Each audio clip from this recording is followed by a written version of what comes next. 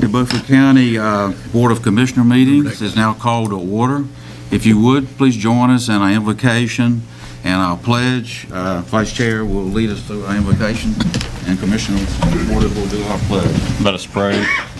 Eternal God, our Father, we are grateful and thankful that you have allowed us to assemble here one more time. We ask you to order our steps and lead us and guide us by thy Holy Spirit, that we may make wise and prudent decisions for your people. In Jesus' name we pray. Amen. I pledge allegiance to the flag of the United States of America and to the republic for which it stands, one nation, under God, indivisible, with liberty and justice for all.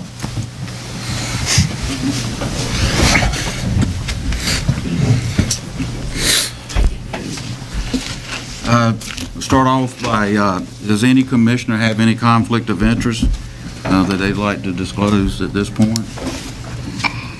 Hearing none, I need a motion for the approval of the agenda. So move. Second. All in favor? Now I need a motion to go into public hearing. So moved. Second.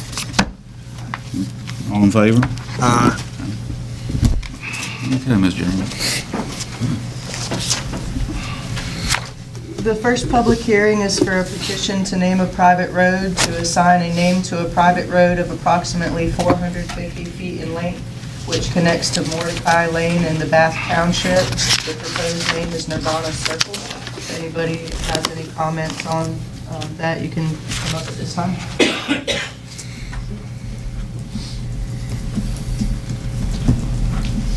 Hearing none. Motion to close. Second. All in favor? All in favor of what? Getting out of We're the... just getting out of this and we'll start. Okay, getting out of the... Number one. Okay, Jamie, we can go to The second public hearing is for a petition to name a private road, to assign a name to a private road of approximately 1,000 feet in length, which connects to Frederick Road in the Chocowinity Township. That private road is located approximately 3,000 feet south of the intersection of Frederick Road and NC Highway 33 West. The proposed name is Trejo Road, that's Trejo Road. If anybody has any comments on that, you can come up at this time. Hearing none. Motion to close. So moved. All in favor? Motion to go into the last session of public hearing. And the third public hearing is for a proposed text amendment to the Beaufort County subdivision ordinance, which clarifies the number of principal residential dwellings allowed per parcel. If anybody has comments on that, they can come up at this time. Motion to go into the public hearing for this particular item. Second. All in favor? Sorry, go ahead. Should I go through that again? No, we're good. We're good. Hearing none. Motion to close the public hearing. Second. Thank you. All in favor? Thank you, Jamie. Okay, we're going into public comments. And we have Ms. Mish up here first. Good evening, Chairman Evans, Commissioners. Could you speak in the mic, please? Sure, Stan. Commissioner, sorry. Thank you. I'm speaking about the detention facility again, using the word jail as before. Has planning for a new jail begun? Are we waiting for a catastrophic event or still in denial? When the power goes off, security cameras fail, and the doors in the jail are in failure, how vulnerable to tragedy are we? Is this not the loudest of wake-up calls? How can we walk around with the knowledge of this? Our jail failing is a failure, as it cannot be denied the power has and does go off in the jail. We are all held hostage in this county by the elephant in the room. That is, this project was once a green light. Here we are again with no accounting for the human factor when punitive budgeting takes the day. Locked up by hardline ideology, no matter how badly we need a new jail. It states on our jail website the noble words honor and dignity. What kind of honor and dignity are we giving back to those in the Sheriff's Department who are called to work so hard on our behalf, who do just that, serve instinctively, selflessly, empathetically to give honor and dignity? What have we done to those in uniform who faithfully go to work putting their lives on the line to honor their duty to maintain our civil society? What level of disrespect is this, leaving them to bear the disaster we call a jail? To be party to what in this 21st century is not even a faint resemblance of what a jail should be. We disrespect their colleagues in uniform, the firefighters, the EMTs, called to the jail who cannot maneuver their stretcher for constraints of the space. What about disrespect of the jail staff who have no means of decontamination of their person, who are sent into peril with their wards during evacuation, forced to leave their families behind, stand in as human sally ports? Are not the volunteers who offer so much toward detainee rehabilitation disrespected when turned away for lack of space in the jail? And here we stand with no iota of respect for the plight of the detainees who need to get their lives on tracks, the unfortunates who need but don't have access to video counsel with their attorneys because, again, lack of space in the jail. We are pathetic. What has this battle of the jail reaped? What has it done to the morale of those living with it daily? Where do we stand on morale for our community? Here are the issues where we have gone astray that can only be rectified by having a new jail. Inadequate staffing, security, insufficient storage space, no laboratory in the medical area, no secure conference room, no room for administration and their offices, no secure transitory passage between the outside and the jail, no staff bathrooms, no staff showers, inadequate housing where detainees need to be kept from one another or have special needs. Are we still not getting the reality here? The physicality of the jail is not working. Where are we now in the number of federal civil rights lawsuits that have been spawned by our jail? The Beaufort County Jail has an unfortunate Wikipedia page referencing 1974. Do we want to become an addendum on that page, where we are another case study for law students and public administration students, using as an example the legacy of what went wrong here when we were mandated to build a new jail and why so far it hasn't happened? Can't we do better? Let's build a collaborative community. Visit the collective town hall, our waterfront, where this needs to be a new conversation.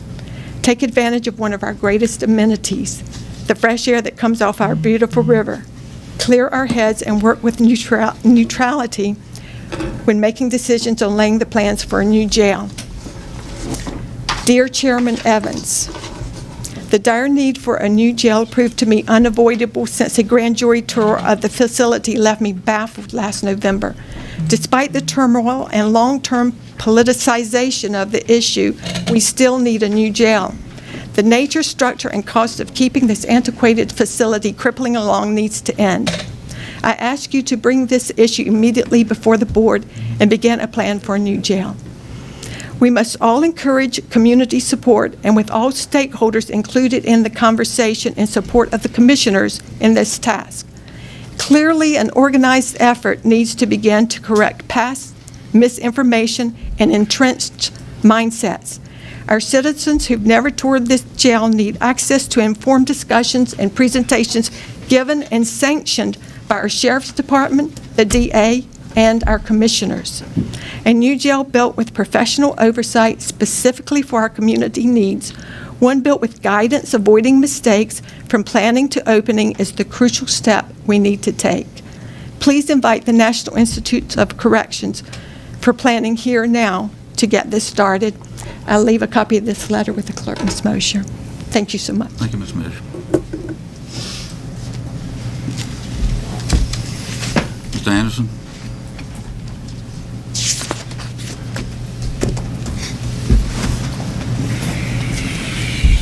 Good evening, commissioners and citizens of Beaufort County. My name is John Anderson. I'm the uncle of the deceased Corey Anderson, who was my nephew. He was an inmate in the Beaufort County Jail. Corey is no longer here, able to speak for himself, so I'm here to speak for him and on behalf of my family. 1 year ago this month, the sheriff appeared before you. One of the things I recall from that night as we were here in attendance was a comment he made on the policies of the jail. And this is what the sheriff said using his words. And definitely they're not my words, but these are his words. He said, these policies, there are policies on everything from sneezing to farting in my policies. And for everything, we go by the book. That's why I said those weren't my words, they were his. Anyway, with that being said, we've been asking for one of the sheriff's policies since May of 2017, which is when Corey died. In November meeting, Chief Deputy Rose appeared before you, us, and other citizens of this county. He brought forward a notification policy from the sheriff. We thought this was a policy we've been asking for. However, when the meeting went into closed session that night, exiting to the foyer of this building, we asked Chief Deputy Rose why wasn't Corey's emergency contacts called, noting the policy that he had just presented. Chief Deputy Rose told us that the policy he had just presented was not the same policy that was in effect when Corey was hospitalized in May of 2017. We asked him again that night for the policy from the sheriff, the one that was effective in May 2017. We got no answer. Since that night, we have continued to send requests under the North Carolina Public Records Law, General Statute 132-1, to the sheriff. We sent one in November. The reply back from the sheriff's office did not include the policy from May 2017. We sent another one just last week. We're still waiting again for the sheriff's reply. This is where we stand now. We continue to try to find out what the sheriff's policy was as of May of 2017. We still want the answers. We still need the answers. And it's just the right thing to do. Any family would want the answers to what the policy was, seeing as how Corey's emergency contacts were not called. Corey died in the hospital without ever seeing a family member before his death. The sheriff will not meet with us in his office, so we asked tonight for the sheriff to come before you. This is a plea to him to come back before you, before us, the people of the county, as he did last February, and bring the policy that we're asking for. This policy is a public policy, and by law, the sheriff, being the custodian of this policy, is to provide this to anyone who would request it. In another statement made by the sheriff that night in reference to the commissioners, he says, you're either one of two things. You're either ignorant to the laws and rules, and I don't think you are, or either you're doing this on purpose. So I want to use the sheriff's quote that he used back to him, that he used to you guys back to him. This is either one of two things. Either the sheriff is ignorant to the laws and rules, or he's doing this on purpose, that is, keeping the policy away from me and my family. I don't think he's ignorant, nor does my family think he's ignorant of the laws and rules. I just think he's keeping them from us. Nor do I think, or my family think, that he cares how much that this could eventually cost the county. If he did, I believe he would do more and would have done more, including anything that he could do in order to help me and my family find out what the policy is, why Corey would be allowed to die without ever talking to a family member, why no one was ever called. Lastly, I ask you commissioners, how many of you guys truly care, and I'm piggybacking on some of what was said a while ago before I stood up by the lady that spoke about the jail. How many of you guys truly care about the health and welfare of the inmates and citizens of this county? Commissioner Richardson has worked with me in some way, shape, or form, at least been a listening ear for me. No one else that I know of you commissioners have been willing to do that. So I'm asking you tonight, how many of you really care? How many of the citizens of Beaufort County really care about what I've talked about since May of 2017 concerning my nephew, Corey Anderson? That's the question of the night, maybe the question of the day, maybe the question of this whole thing. Does anybody really care about what happened to Corey? If you do, then I'm asking you guys as commissioners to at least see if you can get the sheriff to come back and talk to us and at least tell us what the policy is. That will give us a little bit more understanding about why maybe things happened to Corey like they did. Thank you guys for the opportunity to speak tonight. And thank God for this country, the United States of America. Thank you, Mr. Anderson. Yes, sir. Thank you. Mr. Peterson? Yeah. For the presentation? Yeah.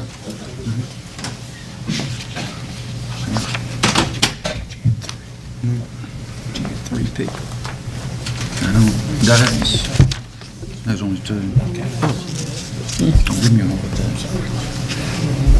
Now, here's where to the agenda, so I don't have to- Because I'll just go over.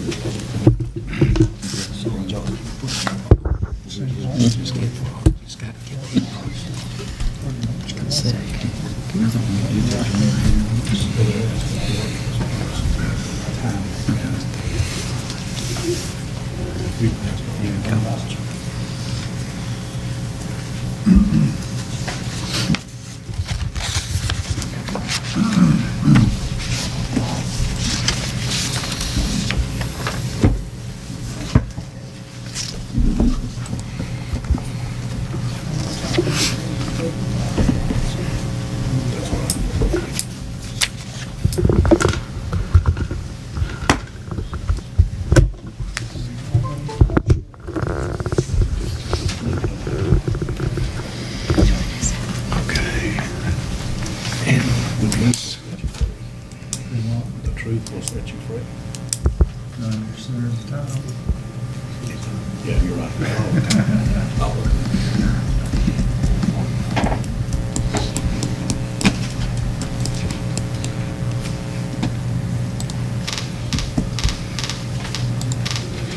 And then just right there.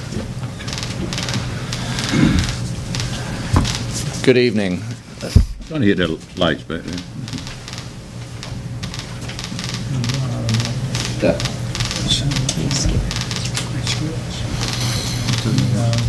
Actually, it should be on the remote key, on the remote. Have a shorter. There should be a volume. Where I think that's what it is. It's feedback. It's a little bit of feedback coming through.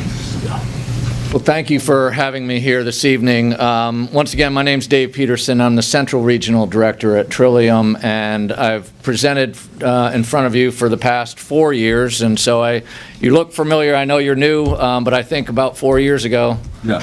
I think we have met. So, Maybe longer. yeah. So I first want to say a couple of things. I want to thank Commissioner Langley. He is the chair of our Central Regional Advisory Board, and this is his 4th year of doing that, and I really appreciate the effort that he's put forth. And he meets with me on before the meeting to go over the agenda and advises me on what needs to be talked about. I also want to thank Jim Madsen, who's on our Regional Advisory Board, but he was appointed by the Regional Advisory Board to be up on our governing board. So Jim does play a role on our governing board also, and so thank you, Jim, for working with us on that. So I want to do our annual report for y'all, and briefly, our mission is transforming lives of people in need by providing ready access to quality care. These are the topics I'm going to hit tonight on our coverage changes, some very, very big legislative changes that are coming our way, some funding changes, partnership changes, organizational changes, and then at the end, some county-specific data to Beaufort. As you can see, we are going to get ready for some major changes coming up. But before we do that, this is just who we are. We cover 26 counties. We have a total population of about 1.4 million, and I use that as an example because there's another managed care organization in the state that only has 4 counties, Wake, Johnston, Cumberland, and Durham. And those 4 counties in that managed care organization still has 400,000 more people than what we have in our 26 counties. Okay? And so that being said, we have 205 Medicaid-eligible individuals. Last year, we served about 54,000 people for mental health, developmental disabilities, and substance use services. What folks sometimes misunderstand is that we do the services. No, we do not do the services. We contract those mental health, developmental disabilities, and substance use services out to about 500 provider agencies in our 26 counties. Last year, service cost was about $355 million. Okay? We manage a wide variety of counties. Terrell County is our smallest county that we manage at 3,800 population, and New Hanover County is the 8th largest county in the state, and we have everything in between, including Beaufort County. We cover services over 12,000 square miles in our catchment area. This is just a map of what we look like, and you can barely tell the difference in the green. The little bit lighter green in the top region. There's 10 counties in the northern region. Check out the population of those 10 counties. A little over 200,000 people. And then the central region, which I'm the central regional director, including Nash, which isn't congruent to us, or contiguous to us, but then Pitt all the way out to Dare County. We have 2.5 times the total population in the central region than in the northern region at almost 500,000 people. And in the southern county, which includes New Hanover, of course, they have over 700,000 people down there, and there are only 7 counties. And so we have a wide variety of services and supports that we have to lay out to each of these counties. So on the coverage changes, you may recall 2 years ago that Nash County wanted to join Trillium from another managed care organization. Well, this past year, the Secretary did approve that Columbus County, the Columbus County Commissioners said that they wanted to join Trillium also. And so that's why we are now up to 26 counties, because Columbus County joined us in July of 2018. We wanted to make sure we were trying to give them some more provider options that they needed in Columbus County. Some of our largest providers went into Columbus County, including Port Health Services and Integrated Family Services. We've done a variety of different requests for proposals for specific services in Columbus County to try to get their needs met for services on mental health issues. This is one of the biggest changes happening as we speak. I've been doing this 35 years. This is a biggie. Okay, we have the legislators a couple of years ago had said that they wanted to develop a standard plan and a tailored plan. And it was interesting, this morning I was presenting at Nash County Commissioners meeting, and I said sometime this week the state is going to come out with who they have chosen on the private insurance company side that is going to be getting the standard plan. Well, at 2 o'clock today, so Nash County didn't hear what you guys are going to hear. Today, they announced the private insurance companies that are going to be managing the Medicaid dollars that we used to manage, okay, for the low-risk individuals. So AmeriHealth, Blue Cross Blue Shield, United Health, and WellCare are going to be the ones managing the insurance companies managing the low-risk individuals. There were a total of 8 applicants, and then, so Aetna and Optima Health did not get the contract, okay? Very large national and private insurance companies did not meet the standard of what the state is asking. There was 2 other applicants, Carolina Complete Health, which is a provider-led entity managed by the North Carolina Medical Society. They did get the contract to manage 2 of the regions, but another company that's managed by the North Carolina Hospital systems did not get a contract. And so, that being said, we currently manage all the low-risk, medium, and high-risk individuals. All right, and I use the example if an individual only needs some basic outpatient services once a week or once a month, those are going to go, Medicaid services are going to go over to the private insurance companies now. Okay? So that money that we manage now for the low risk will go over to the private insurance companies. We will continue to manage the high risk individuals like we have been doing for 20, 30 years. All right? What that means, though, is two things. The total number of consumers that we serve is going to go down because the low-risk individuals are going over the private insurance company. But the other piece of this that the state has put into this bill is now we're going to be managing the whole person, not just their mental health issues, but their primary care issues also. So we're going to be having to contract with all the primary care offices that manage Medicaid. We're going to have to be contracting with pharmacies and a variety of other pieces to treating the whole person. So when you look at it that way, yes, we're going to be serving less individuals, but we're going to be serving the whole person. And so those are the big changes in the sense of the legislative changes. It's all supposed to be budget neutral. All right? So that being said, there's a lot of work that's coming up, and I'll give you a timeline. So this is both for the standard and tailored plan. I didn't predict it to happen today, but it happened today that they made that announcement of those insurance companies.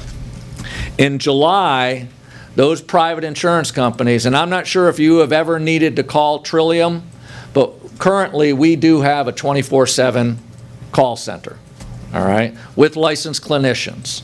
Well, the private insurance companies are going to have a call center set up by July, all right.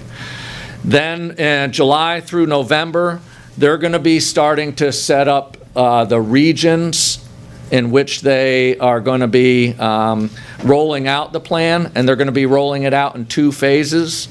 And in the notice today, the phases that were starting early were not necessarily ones in our catchment area. So the good thing is those 2 phases, or the first phase, we'll get to see what difficulties they have in the other part of the state. And then in February, or I'm sorry, in November, I'm sorry, the first phase goes out, and then I believe it's in March of the following year, 2020, the second phase gets rolled out. But it will also, the state will be throwing out a request for proposal for us to apply for the tailored plan, the high-risk individuals. So it's not like we have it, but I guarantee we are the best MCO in the state, so we will get it. I'm almost positive. So that being said, in May of 2020, the state will award the tailored plan. And right now in the bill, it says 5 to 7 managed care organizations will get that. And right now there's currently 7 managed care organizations overseeing that, and we're one of them. So the likelihood of us getting it is very, very high. We'll have a readiness review in February, and then July 2021, we roll out the tailored plan. 2021 may sound like a long ways away. It really isn't. So some of the funding changes that I was talking about, so the standard plan insurance companies that I mentioned, they will be getting some of our funding, all right, and to manage those Medicaid dollars. We will be covering the higher risk individuals, but our per member per month, the PMPM, will be higher because these folks are the most difficult individuals to manage. But like I said, our numbers, total numbers of people that we will manage will be lower. And that we'll be managing the whole person. And this is as the state moves towards this new 1115 waiver in order to implement this system, which is, once again, cost neutral. So some of the partnership changes is because we want to make sure that we get approved when we apply for the tailored plan, we have partnered with 2 other managed care organizations in the state.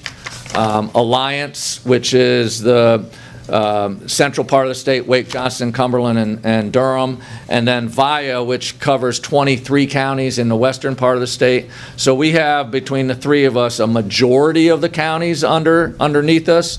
But once again, this isn't a merger, but we're doing a lot of meetings with those 2 other MCOs on how we can make sure that when we do apply, that we have the best foot going forward between the 3 MCOs on what does VIA do really well that we don't, what do we do really well that the other 2 MCOs don't do well, and try to make sure that our applications are strong.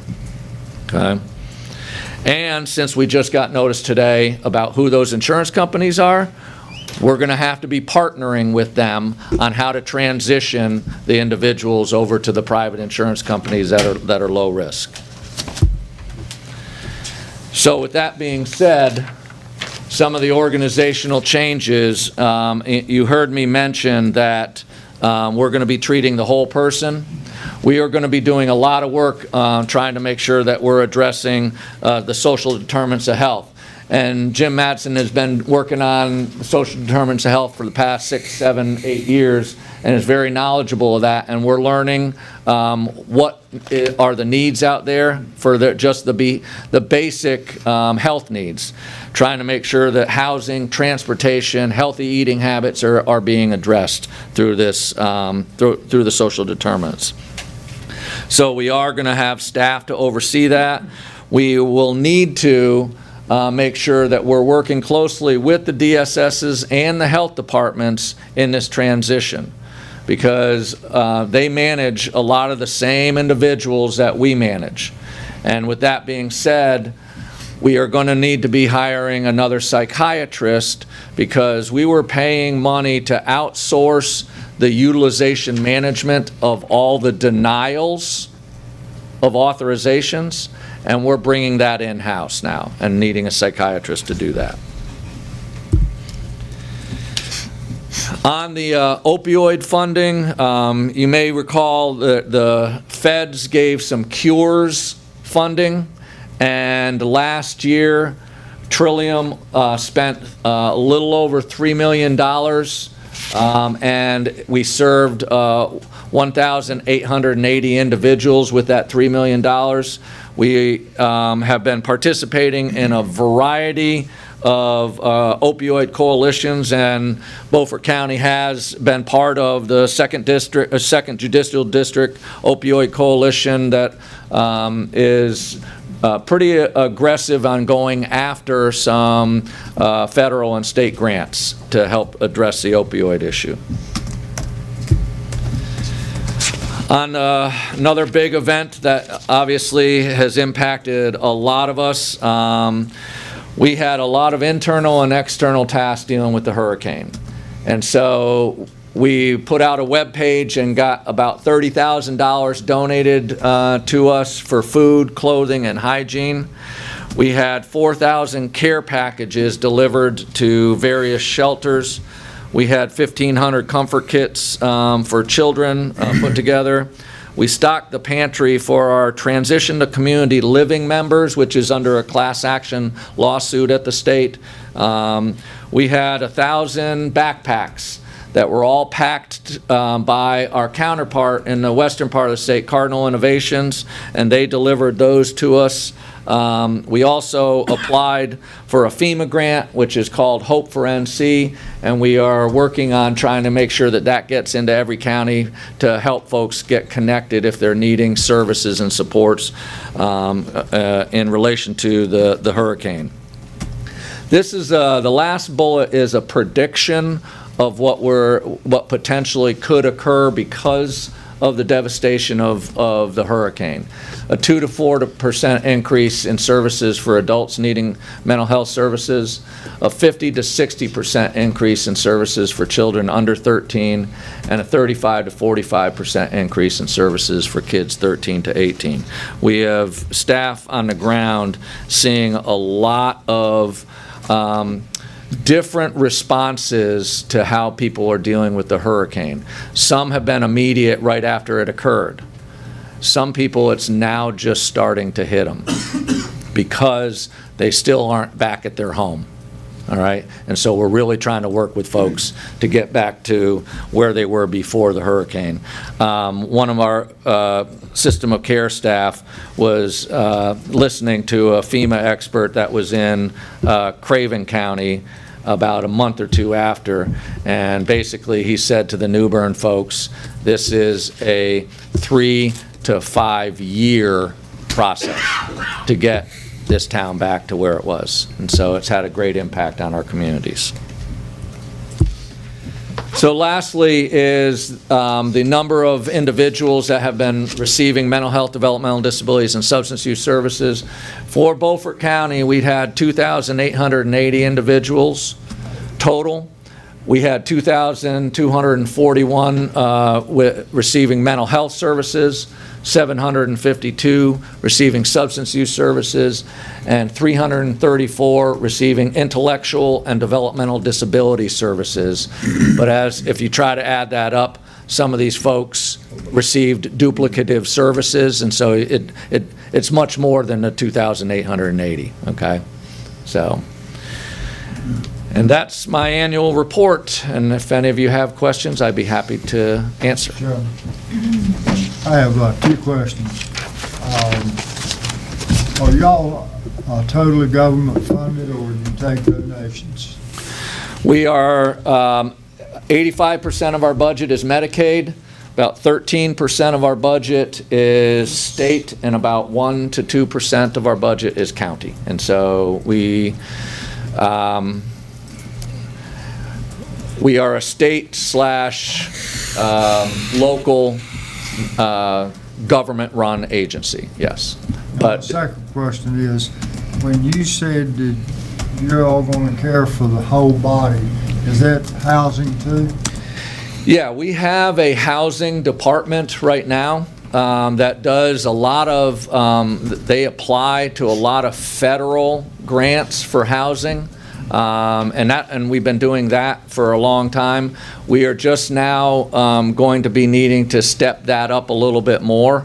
It's not that we are going to be providing housing, it's of the money that we have now, because we're not getting any additional money. But we are going to be trying to make sure folks are linked to the appropriate housing resources. That will be a function of I this. have one more question, Mr. Chairman. Sure. Charlie. Do you, in this housing, do you use group housing or single dwelling housing, or? We have all varieties of housing. We have group homes, we have independent living apartments, we have services for individuals that are in their own home where we go into the home. So we do a variety of types of living arrangements. We had to convince the state what their definition of housing was in regards to the class action lawsuit, because the class action lawsuit was trying to get folks out of the state psychiatric hospitals, but they would only consider bricks and mortar as housing, and we said you need to take a look at trailers and mobile homes as housing also. And I think this past year, after 4 years of negotiation, they finally consider that now housing.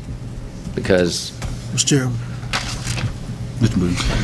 I heard you say that these 4 private insurance agencies have to have a call set up. I think it was by February, by March.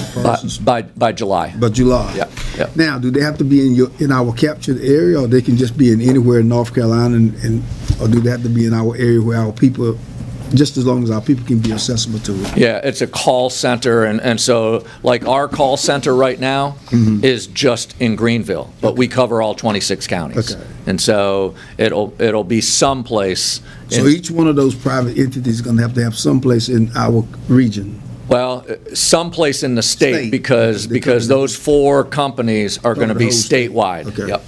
Another thing, I saw $356 million, 355, well, it's close to 356 million and 555 providers. Yeah. How many of those providers was in our Beaufort County area?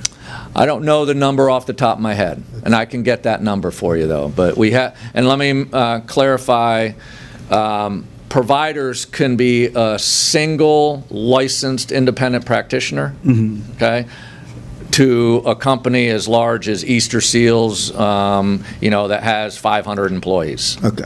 Okay.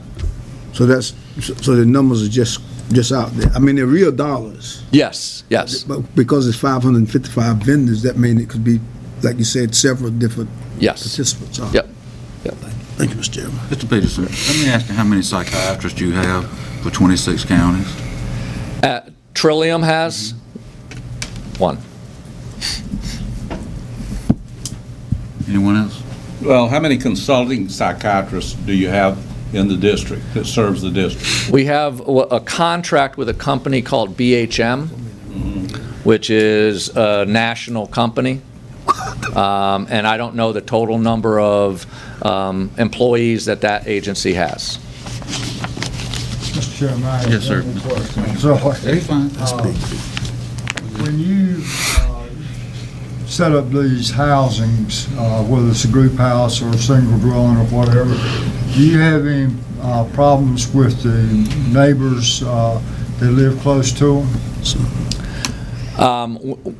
It's all about education, and I think you're referring to all the NIMBY issues out there. And I think the more we educate, there was, and if folks are familiar, there was an Oxford House, which is a national model that just opened up in Nash County, an 8-bed or an 8-room house out there, and they went around the neighborhood and started talking to folks. And I was there at the grand opening a couple weeks ago and talking to some of the clients in there, and they've said they've met the neighbors, which that in itself means they've done the reach out for that. Right. I'm a believer in making sure, because you shouldn't have to hide that. I agree. Thank you. Thank you, Mr. Peterson. Thank you. So much. Okay, we're down to items for consent. Motion to approve. Mr. Chairman, Yes, sir. I have an item I'd like to take off Okay. and review. Okay. It's the,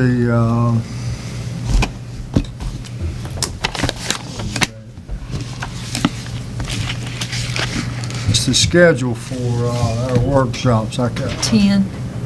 what item is that? Kevin? 10. Number 10, yeah, there it is. I'd like to discuss that a little Okay. bit later on. Anyone else?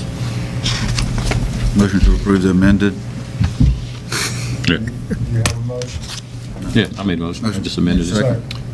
All those in favor? Mr. Chairman, we can discuss the budget workshops. We'll discuss my item that I'm bringing up to discuss the fiscal budget, 2019-2020 fiscal budget, if that would be okay with Commissioner Brand. You said putting them together. Yeah, put them together. Okay. 4 hours of deliberation. That's tonight. Need a motion to, I need a vote on, vote for approval of the amended agenda. So moved? We got a second. Did everybody vote? Oh, I haven't voted. Okay. All those opposed? All right, the motion's approved. Brian, did you want to bring up the workshop now? That's her, the board would like to take it. So Stan wanted it with his, With this item, Should I discuss mine now? My issue? where is it up here? It's down What you were Item like for the discussion. 6:20, 6:25 hour. It's So not we're getting kind of close. Okay, What's that? We can do it now if that would be the wishes of the board. I don't care, we got to hear you sometime. That's right, you sure do. Yeah. Loud and clear too, I hope. You gonna be listening loud and clear? All right. Thank God. what you got? The reason that I wanted to take that off and discuss it was the meeting on 3/4/19, we're going to be in Washington, D.C. That's actually not a meeting. It's when, that's when the expansion budgets are submitted. That's when the budgets come back to the staff. That's not actually a... That's not actually a workshop. No, sir, not, the workshops are listed down at the bottom where it shows budget workshops. I got you. Yeah, he's already on. Everybody good? That's all I got. Thank you. Is that all the action you need on that one, Gary? Is What? that's all the action you want on that? I didn't hear you. Is that all the action you needed on that item? Yeah. Okay. This good question's been answered. Correct? Then if the I'm board fit. would entertain a motion on that, we'd go ahead and... Second? This is on page 42, right? Yeah. Okay. All those in favor? Any discussion? All right. Thank you.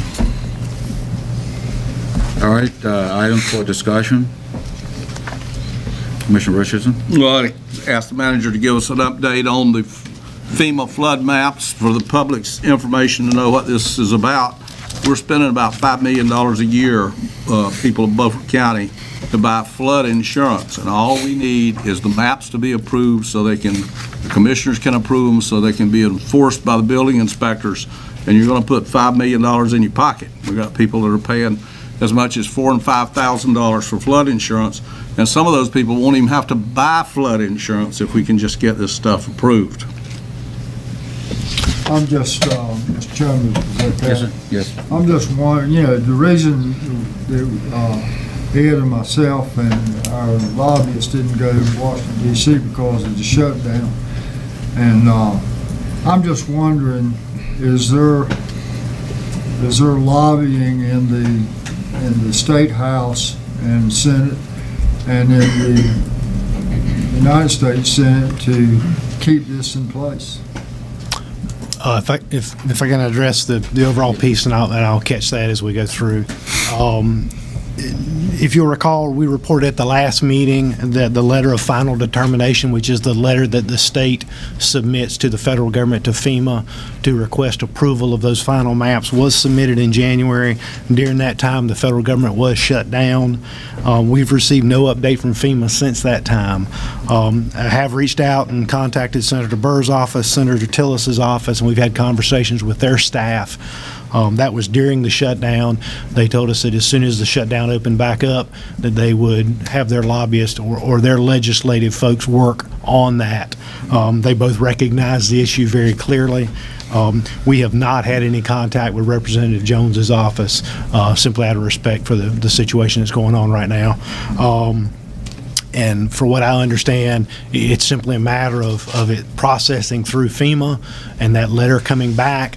Don't know what impact the federal government shutdown has had on that, how long it's going to take them to get back up to speed.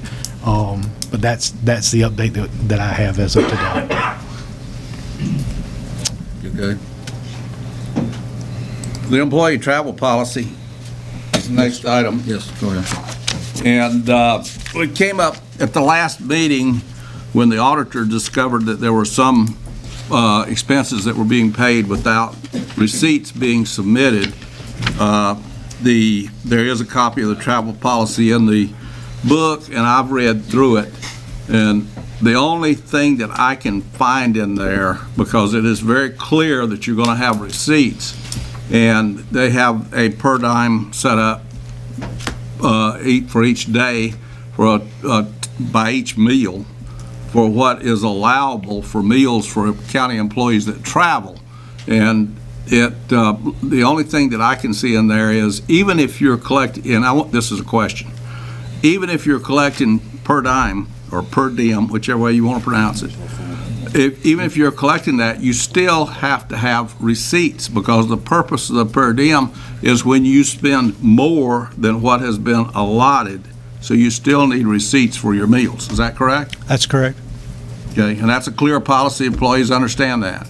Yes, sir. And if I can clarify, the comment made by the auditor was that, and that was an opinion by the auditor. Actually, the auditor, in doing a test of reimbursements, on one reimbursement, found a non-detailed receipt. All the receipts were present, but it was not a detailed receipt. An example may be like a credit card receipt that didn't say you bought a sandwich and a drink and a dessert. It just had the final credit card bill. So what the auditor recommended was that there be detailed receipts. It is not a violation of our policy. If you'll look on page 150 of your agenda book, under Section 4, Item A, Number 2, it reads reimbursement from the county. All reimbursement requests shall be supported by original receipts and signed by the employee and his department head prior to submission to the county finance office. So we are doing that, and what the auditor suggested was their opinion. We were not in violation of our policy. Our policy is you turn in an original receipt. It doesn't require you to turn in a detailed. We do internally ask that be the case, and we enforce that internally.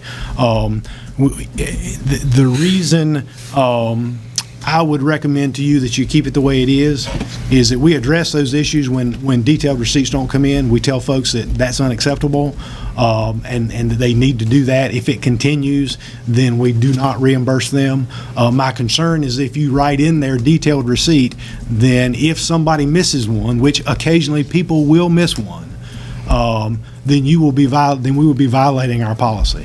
If we say, like it is written now, that you turn in a receipt, then we have not violated our policy. We internally control that. The finance office reviews those receipts to make sure that they are what they are and they're reimbursing what they're supposed to be reimbursing. And that would just be our comments on that. Most modern receipts today that are original receipts have enough detail on them so you can see what's going on. What happens is when you take a purchasing card or a credit card and you pay for some item, sometimes it will include the detail on that, and sometimes it will just be the receipt for the credit card that just says you paid $15 where you sign. So what we always ask our folks to do is that they attach that detailed receipt, and that may be the menu item that came off with it or something. So we are doing that. I don't, with that explanation and having read that policy in detail, I don't have a problem with the policy the way it stands today. Okay. Deerfield School District. Well, we paid for NC State. They made an appearance before us about a year ago to do a study to develop a database on how to efficiently district not just schools but transportation and a whole bunch of other things, and we do not have a report from that yet. And they estimated when they were here that it was only going to take them a couple of months to get to where they had a report. So my question as a commissioner is, where is the report? Be glad to answer that. Had a conversation with Thomas Dudley, who is with NC State, the ORED group. In their initial work, they were relying upon contact with the former superintendent. And during the process of which, when Dr. Phipps left, that process pretty much went on hold. As you recall at our planning retreat, Mr. Cheeseman, who's the new superintendent, has been in contact with them. We've talked. My last conversation with Mr. Dudley was that it would take them about 6 weeks to complete the project, and they are back on track now with that. We have not paid them any money as of yet. So what's the due date? He said about 6 weeks. They've already requested the additional information from the school system. They need some updated information, and they have their direct point of contact now with the superintendent. So 6 weeks from last week. Okay.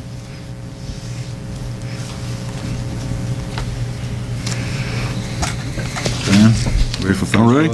Yep. Go ahead. Oh, no, we don't need to do that. Came in today, got on the computer, checked it out, looks like it's been blocked. Looks like Twitter's been blocked as well. Barracuda. Barracuda. If I could address Talking about that. Hart, the band Hart, Barracuda. No, that's the county's defense system. Is that it? If I could address that, please. Barracuda is engaged, is that what you're saying? Yeah. In conversations with our IT folks, the Barracuda Web Security Gateway was implemented in February of 2011 and has been under place since then. We block all social networking sites We do that through what is called content filtering, and there's a ton of other things we content filter on. And we also have web application filtering. So the comment about Facebook, that's blocked under content as a social media platform, and it's also blocked under the web application under the Facebook piece. So Does that include the sheriff's office? the sheriff's office has a couple of computers that are not blocked, and they use that for investigative purposes, because you'll be amazed Makes at what sense. people will makes put sense. on their Facebook page. Makes sense. Oh, boy. But there's a content filtering policy that the county has for our IT folks, and there's some standards that come through Barracuda, and then we can change the defaults. But the majority of the stuff that you shouldn't be looking at is blocked, and it works very well. Well, it is a big time usurper, so Okay. it's good that that's taken care of. I thank you. 19, When I came in for my first meeting, it was completely open. I'm sorry. I think what may have been, we asked our IT folks about that. What may have been is you may have had something cached on your Yeah. machine or cached on your phone. I don't know. But they I checked was it. able to navigate now. I will tell you this. All the years I was commissioner before that, Chrisman and I, we didn't even bring it to commissioners. I said, let's block it. And he said, I'll get right on it.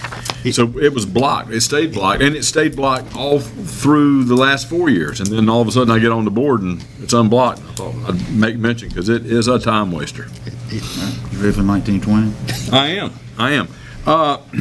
And I'm glad I'm segueing into this after looking at the budget sessions, and they seem to be at a good time early in the month of May and middle of May, and looks like we're going to try to get this budget knocked out early. Now, it also appears that we have enough budget workshops. We may need to engage in some of these shops for enough time to seriously examine the budget, examine what we need to do. But if I could digress back to when we met in our retreat with the school system, with the new superintendent, Matthew Cheeseman. He stated that he is strenuously going to advise his board to look at their budget on a zero-based budgeting method as opposed to a baseline budgeting method. Now, Beaufort County has long used the baseline budgeting method rather than the zero-based budgeting method. To explain that, the zero-based budgeting method, which I would prefer, and which Matthew Cheeseman, Superintendent Cheeseman, is going to prefer, is to take each line item, examine it, and ask each department head to defend the expenditures that they bring forth. And then we as commissioners, through oversight and budgeting, we figure out how much we think they should need, and with the help of the manager. And I know there's going to be a lot of discussion about that, and there's going to be a lot of research done by all of us to affect a proper budget. But I would like for us as commissioners to engage in a zero-based budget process, at least consider it, rather than a baseline budgeting process. Now, I'm bringing this up in February because we have 3 months before we're even going to be getting into the meat of this. So I want to talk seriously about it tonight and see what my fellow commissioners feel about this, and if you have any ideas to offer. Well, I support the zero-based budgeting. I think we need to look at more things than we look at, because there's a lot of stuff gets wasted and buried in the budget. I mean, after all, our budget is what, about $60 million a year? It's a lot of money. And when all you're doing is adding to last year's expenses, you don't know what you've left out. You don't know what's duplicated in there. And we need to, I support the zero-based budgeting, and I've already made a motion prior to this that if we can't do the whole budget with zero-based budgeting, because it's a lot of work, that we take part of the budget and do it as zero-based budgeting. And I bet you know exactly what part to do the zero-based I'll take any budget. parts, because whatever parts we don't get this year, we'll do next year, so we'll eventually get it done. But I want to ask one more thing. Now, we're supposed to have some numbers tonight, Anita. Yes. Do you have those? I do. I have a handout. It's on executive size paper. Is that, At your desk. are you going to have, with permission of the board, I mean, you're going to have to explain this to I'll us. be happy to. Bud, you're going to need a magnifying glass. I apologize, it is a little small, it's a lot of information. So at our budget planning retreat last week, Commissioner Richardson did request that we provide 3 years' history on the county budget, and you'll see that on the sheet of paper I handed out tonight. So what you'll see is both revenues and expenditures for fiscal year ended 2017, fiscal year ended 2018, and then the current fiscal year. And as I was putting this together, what I noticed is we've had a lot of changes in our programs and services over the last 3 years, and it didn't seem like I could just provide you with the raw data because it's not comparing apples to apples. So what I attempted to do at the bottom is I tried to make adjustments in each year to try to account for those changes in services and programs. And a good example of that would be, I think, the school resource officers that were added in this current year that we're in. So, you know, that bumped up this year's budget, and we did a tax adjustment to account for that. But if you look back at fiscal year 2017 and 2018, of course, those funds aren't in those years, so I added that back for those 2 years to kind of try to get us to an apples-to-apples comparison. So I'll try to give you a few minutes to review it and answer any questions that you may have. And I did just try to capture the very large items because, you know, everything changes from year to year. And that, in conclusion, I'm going to use that as a segue to my conclusion. No, we got motions. I want to make a motion. You want to make a motion? I want to make a motion that we take part of this budget, that we take 25% of the budget and do it as zero-based budgeting this year. Okay. And then I'll That's my motion. Very well. You want a second? I'll second it. And then I would like to say what I was getting ready to say. Okay. In defense of Hood's motion, which I'm seconding, if the school system is going to use zero-based budgeting for 100% of their entire budget this year, just so this new superintendent can get a handle on the expenditures to better allocate funds, we commissioners, Lord knows, we commissioners can look at 25% of our budget closely through a zero-based budgeting process. And that's the conclusion of what I bring forth, and also to promote that we all join Commissioner Richardson on this issue. Anybody else? Any more discussion? Brian, would you or Anita explain the process that you go through now with each department head? Yes, sir, be glad to. The process overall is that we have a budget planning session with the board to give us direction on how they wish for us to proceed policy-wise. If there are any changes at that time that they want to give us for policy reasons that may impact how we put together a recommended budget for you. From that, we go to our department heads, and they are given prior year information. They have access to Munis, which gives them all the information they need on all expenditures going back 4 years, 5 years. And what we ask them to do, we give them a spreadsheet. We first ask them to roll up the existing year to let us know where they anticipate finishing out the year. And then we ask them to plug in what they're recommending for the next year. They do that by going through their budgets, by looking at historical data to determine where they need to be. That information is rolled up in a line item budget and presented to the finance office. We then, the finance officer and I, along with the department head, sit down in my office and go through those budgets line by line. And essentially, they take their first cut, and Anita and I take the second cut on it.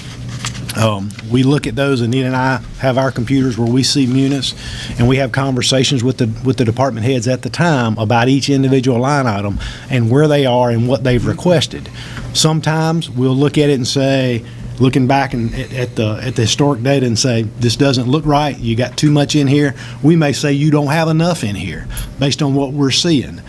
So we adjust those numbers based on that individual conversation on a line item basis. We then roll that up and it gets presented to you. You get in your recommended manager's budget, you get the individual line items, and then you get a rolled up summary of each department, and then at the front, you get a rolled up department. So that you see it in as much detail as you want to. I think we show 3 years. We show 3 years back, and then we show going forward recommended. The board then gets the budget, and we take it in as much detail as you want to take it in. Our offer to the board at the planning retreat was we're happy for any of the board members to come and sit with us during the time that we review the budget. But we just need to know how detailed you want to see it. You see it at the line item level in your recommended budget when you get it. If you want to see more detail than that, we're certainly glad to give you access to Munis and have that available for you however you'd like to do it. I would say for the board, if you want to go line item by line item, we're going to need more budget sessions. So you said we have access to Munis. We can sit down at your central computer and look at it, or can we use up I could tap in my computer into your space, your URL? You can do it on my computer. On your computer? We have to get you set up. We would have to get it set up, yeah. If that were the case, we can get our IT folks to set it up. It's not available from outside, but. Yeah, it would be nice for the commissioners to have a portal into Munis. Just one portal, and we could all just tap right in there whenever we want to. It could be in an undisclosed location, so only we know where it is. If you're interested in doing that, we can set you up. You're receiving monthly updates on the budget. If you'd like to get in more detail, you're certainly to provide you that detail, and you can get into Munis, and we're happy to do that for you. It's whatever the board wants. Okay. How much flexibility is there in that budget? When you're sitting there with a department head, certain things are mandated either federal or at the state level. Here's the dirty word that we keep using every year that we get beat up on. How much? But again, as I've done for the last however many budgets we put together, I want to explain that. What we call a continuation budget, which unfortunately has been termed to be something terrible, is we ask the board during the process, are there programs or services, policy level decisions? Because the Board of Commissioners is the policy setting organization for this county. It is not the county manager, it's not the finance officer. The board sets policy and we follow through with that policy. So from a policy perspective, if there are programs or things that you don't want and you want us to change, then we need for you to tell us that. Absent of hearing that, what we present to you in a recommended budget is what it takes to do next year exactly what we are doing this year. Anything different than that, we bring to you, it could be a plus or it could be a minus, we bring to you in what we call service expansions. Again, people have seized on service expansion. When I say expansion, I mean plus or minus. You may have a department head come in and say, this is not working, I want to take this out. Then what we would do, because it is a policy decision from the board's perspective, it's not Brian Alligood's budget, it's not Anita Radcliffe's budget, it is the budget of the Board of Commissioners to get done what you want to get done for your constituents. So we bring that to you and we say, we think you ought to expand this because this works really well. And we give you that. That's what you see outside of the recommended budget, outside the continuation budget. We may bring something to you that says, we think you ought to get rid of this because it's not working. But you make that final decision. If you say we like this, we want to add this, then we take the continuation and we add that in on top of it. If you say I don't like this, I want to take it out, then we take that out and we bring you the final budget for you to adopt at the end. That's the process. Now, we're game to doing it any way you want to do it, but that historically, in every budget I've ever produced since I was been a county manager, is how I've always done it. I'm happy to do it any way the board wants to do it, but absent hearing from the board, we want to go in a different policy direction. It's my obligation to provide for you what it costs next year to provide the services you're currently providing this year, unless you tell me you don't want those services, and I've not heard that yet.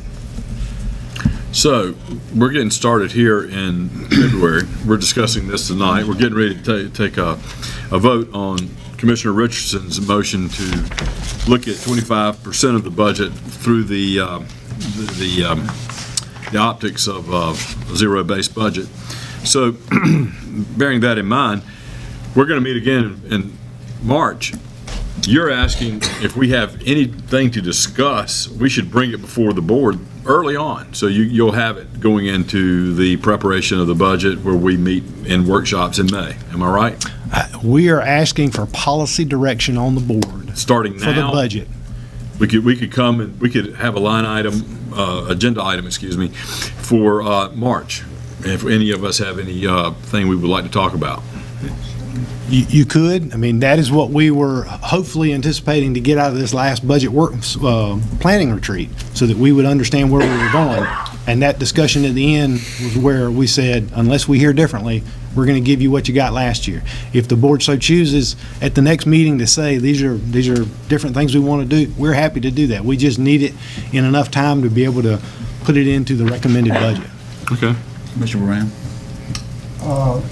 If I understand you correctly, in services, as it stands right now and the economy grows, our services are going to continue to be higher. Is that correct?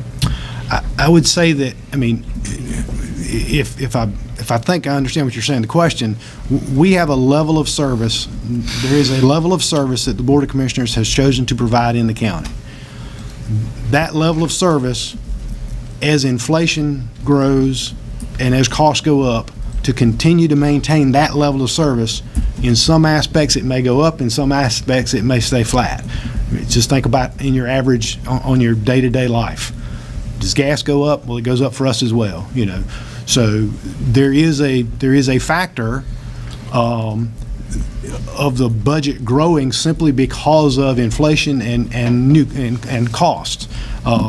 If you believe that next year it will cost you more money to do exactly in your personal life, it's going to cost you more in gas, cost you more in this and that, then don't expect that it's not going to cost the county the exact same thing.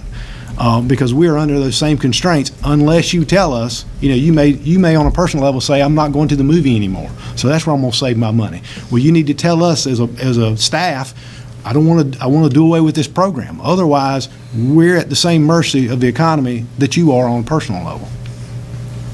Thank you. Yes, sir. Okay, I think we're ready to vote. All those in favor of Hood's motion of zero-based budgeting, please raise your hand. For 25% of the budget. 25% of the budget, as stated. All those opposed? Y'all want to go more? Is that it? Okay, Mr. Chairman, I have No, a question. I think your observation is wrong.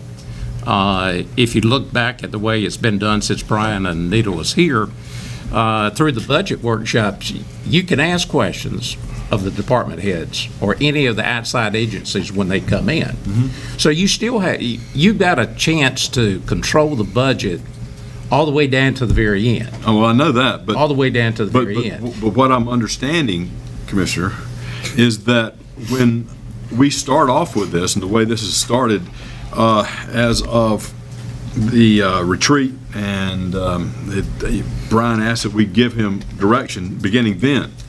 Tonight would be a night we could give some direction. I think we just gave some direction. And then coming up in March, we can give direction. But I think he wants some wholesale direction as to what to do. So if you say, I see that this program may be too costly for Beaufort County to afford, and one of us were to bring that in March, or even tonight if somebody has something to bring it up, since we've got it on the floor right now, if it's still on the floor. Chairman, it's not on the floor anymore? Okay, well, next meeting. We're voting. But the way I see it is, we bring it up, the commissioner would need to defend cutting that program or limiting that program or seeking efficiencies in that program. And I think we need to not only consider this at the budget workshops beginning in March through May. We need to be making suggestions, and I think we need to do it sooner rather than later after hearing the manager's argument. Mr. Chairman, I need to ask a question about the numbers that Anita gave us. Go all the way to the bottom right-hand corner of the page, which is the 2018-19 budget, revised budget, the $59,213,277. is the money that we borrowed included in that number? Actually, that is included in the 17-18 budget. I think Commissioner Waters pointed that out at the budget retreat, and you and I both were thinking it was actually the year before, it was the current year, Yeah. but it was last year. Okay. Then I want to make a motion to set some policy. And I want to take that number and direct the manager to bring us back a budget that is 5% less than that number. Second. That's a viable number. That's setting policy.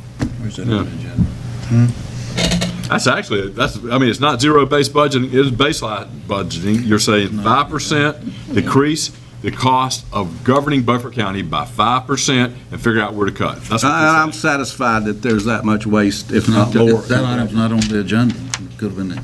What do you mean? Huh? What do you mean it's not on the agenda? We're discussing the budget. We agreed at that meeting that we would discuss policy tonight on the budget. And Anita would bring me these numbers, and if you recall, I said to Anita, when I see the numbers, then I will know how to use them. What is your motion? My motion is that we reduce the $59,723,000. That's for the whole year, right, Anita? As it stands as of today. Best numbers we have, that we reduce that number by 5% in the budget that the manager brings to us.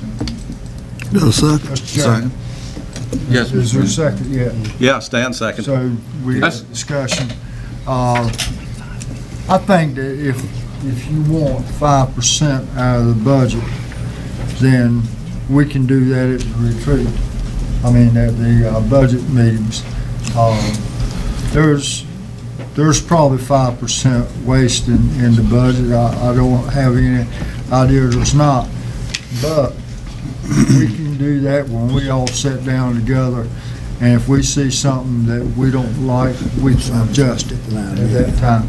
That never happens because every budget. It don't matter. It could happen this time. Well, I want a policy. The manager talked about wanting Audit question. policy. Mr. Chairman. And we're giving him policy when we do this. My moment to speak. 5% is exactly of the budget numbers that Anita gave us, roughly, within give or take a few $100, $2.986 million. That's what we're looking at. I just heard the manager say, if you're going to give me any direction, start giving it to me now. I mean, he said it's clear as day. And then I joined into talking about doing it next month, since I'm not prepared this month to make any succinct declinations as to what we should cut. So I would like to, I've seconded this. I think we need to consider giving this direction to the manager now in the amount of $2.986 million. I mean, if that's not a good number, come up with another number. But if right now, as it stands, you're saying, Mr. Manager, give us your budget, then we'll approve it. I think we should give him direction. That's our job. And I know I've done this 18 times. I've never done a budget with this board. I've done a budget with some of the members of this board. But Well, you know how I feel. I know how you feel. I know. God bless you. You're consistent. That's right. And I'm consistent. But I know that what happens is we talk a good game, and we keep talking a good game until it comes time to vote for the budget, and then we capitulate, and then we say, okay, we'll do whatever you say. You know more than we do, Mr. Manager. So what's going to happen is the people of Beaufort County are going to get another tax increase. I think if we're not going to do zero-based budgeting, let's give some direction and let the manager find it. Otherwise, that's we what can he's do a asking zero-based budget, and we'll help him find That's it. in perfect context with what everybody said here tonight. It's been called a question. I did. Time to vote. Yes, All right, all those in favor? All those opposed? Looks like you guys not going to get a tax decrease this year. Well, Okay, we're Mr. Chair, ready? Yes. according to my colleague's numbers here, almost $3 million, and as I promised them at our retreat, if they can tell me where they can cut $3 million, I will support it. but they can't tell me. I'm not voting in the blind. We're going to tell you when we get into examining the budget. That's what you guys said. Bring it up then, right? Well, you're going to get it. You're going to get the decreases. All right. You voted against them every year that I have presented them. You have a 100% record of voting for tax increases. You are so correct, Mr. Richardson. I did. And you have a 100% record of not voting for a budget. That's right, because they're all bloated and there's waste in them that you would not believe. I have a question. We're going to meet March 4th? March 4th is our next meeting? No, that's when they pass out the documents. March 4th is our next meeting? We'll be in DC. No, it's the second Monday. It's the second Monday. Second Monday? DC and Very good. I'll have something on the 11th. Mr. Chairman, Yes. I'm going to show you something. I'll show you a little bit. just for a little bit of Come up with clarity. Hang on, Stan. Just for a little bit of clarity, $2.9 million equates to the entire funding for the community college. Good Jesus Christ. It equates to the entire. Wait a minute, Mr. Manager, you're playing politics right now. I'm Yes, just you saying. are. When you're sitting there implying that we're going to knock out the community college because Stan and I have asked for a reduction, No, you sir. don't need to get involved in our deliberations up here and start playing politics, because that's what you're doing. No, sir, You need to run for Mr. office if Manager, you want to do that. Mr. Manager, Let me. $3 million will cut out a whole lot of stuff. I'm trying to A little put bit here, a it. little bit there. We'll make it work. I'm simply Just trying to figure it put out. in perspective what we're talking about. Then use What we 5% need- on everybody's budget. Don't say we're knocking out the community college, because that's not what we're doing. Oh, yeah, I'm irritated about this. This is politics. The manager has stepped out of his realm into politics. We're moving on to items for decision. Jamie? Okay. Under item number 1, under items for decision, first thing we have is the petition to name a private road, Nirvana Circle in the Bath Township. You should have an agenda abstract in your packet for that item. The summary, a completed petition to name a private road was submitted by Mr. Ronnie Beck to name a new unpaved private road of approximately 450 feet in length, which connects to Mordecai Lane in the Bath Township. The road would serve a 3-space minor travel trailer park, which meets the requirements of the Manufactured Housing and Travel Trailer Park Ordinance. The road, as shown on the proposed site plan, is 25 feet in width, which meets the minimum requirement of 20 feet in width outlined in the ordinance. The applicant will gravel the road. It has not been constructed as of yet. An advertisement was run in the Washington Daily News for 2 consecutive weeks, and notices of the hearing were posted as required. The Beaufort County E911 ordinance requires applicants to supply 3 proposed road names. Those submitted with the petition are listed in order of preference: 1, Nirvana Circle; 2, Happy Place Circle; 3, Marsh Circle. Staff has determined that the applicant's first proposed name, Nirvana Circle, does not duplicate any existing road names within Beaufort County, nor do any sound-alikes exist. You can see the attached property map and site plan showing the subject road, and staff recommendation is to approve the applicant's proposed first choice of Nirvana Circle. Motion to approve. Mr. Chairman. Let me comment on this. This should never have been brought to us to begin with. Staff may be recommended it, but it's totally out of order for staff to do this. This is 3 camper places, 3 campers that are being put on about a 2-acre lot or down that comes off of a main road. This is, in naming this, it's a U-shaped driveway. Camper trailers are not residences. Our ordinance, and she tells me structures. I don't care. It's a structure is firmly attached to the ground and affixed to the ground as real estate or as a mobile home. If we do this, we are creating more problems. I've complained in here bitterly that every pig path in Beaufort County has a name on it. This is 3 units that's going to be used for vacation for a family. Let them put a mailbox up on the street like everybody else does, so that the mail carrier is not going down this, so that the sheriff and emergency services can find this. Camper trailers are not residences. They have to be moved every 6 months under our ordinance. So I'm asking you not to do this because you're creating a problem. It's totally unneeded. I have printed out 2 pages from the addressing ordinance that speak to this situation. I can pass it out. I thought it might be helpful for us all to look at it together. Thank you. Now, while she's doing that, if I may, Mr. Chairman. Yes, go ahead. The addressing committee worked on this before this was turned over to Mideast for administration here. And our whole purpose in doing this is to stop these phony addresses from being given out that are confusing to the sheriff and the EMS. Because Mordecai Road or Lane or whatever it's called is only about 3/10 of a mile long. So you're going on a road that's about 3/10 of a mile long, and now you're putting another street name on it for people to keep up with for what in a travel camper park is not a residence. It's a camper. It's used temporarily. So again, I'm asking you not to approve this. I've had a conversation with this lady. Well, the ordinance needs to be changed. This is their interpretation of what a structure is. A structure can be 3 pieces of wood nailed together. I'm an engineer. That's a structure. Okay, so what kind of thing are we talking about doing here? We need to stop what we've been doing in making things worse for EMS and the sheriff and making things more reasonable for the rest of us.